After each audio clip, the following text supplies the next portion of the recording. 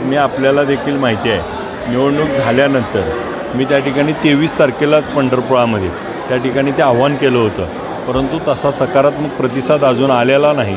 कारण या लोकांना त्या ठिकाणी ह्यांचंच पडलं आहे, ह्यांच्यासाठी ज्यांनी आबदली आहे. मग कालच्या निवडणुकीत असेल, पोटनिवडणुकीत असेल, नगरपालिकेच्या सर्व नगरसेवक ज्यांनी आबदले, आज त्यांचा विचार करण्याची ही निवडणूक आहे. त्यांच्यासाठी आम्ही 4 पावलं मागं घेण्याची निवडणूक आहे. आणि त्यांना कुठंतरी आता नगरसेवक करणं, त्यांना कुठेतरी जिल्हा परिषदेला सदस्य, पंचायत समितीला करण्यासाठी आपण त्यामध्ये स्वतःमध्ये असणारी मॅच्युरिटी दाखवण्याची वेळ आहे. परंतु तसा काय समोरून प्रतिसाद येत नाही.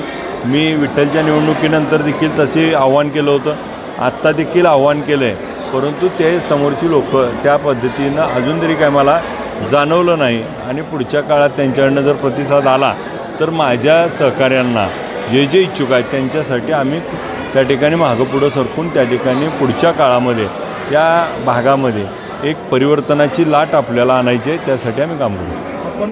ताज्या घडामोडी जाणून घेण्यासाठी शिवशाही न्यूज यूट्यूब चॅनलला सबस्क्राईब करा. आपण हा व्हिडिओ फेसबुकवर पाहत असाल तर फेसबुक पेज फॉलो करा आणि शिवशाही न्यूज.com या आपल्या वेबसाईटलाही भेट द्या.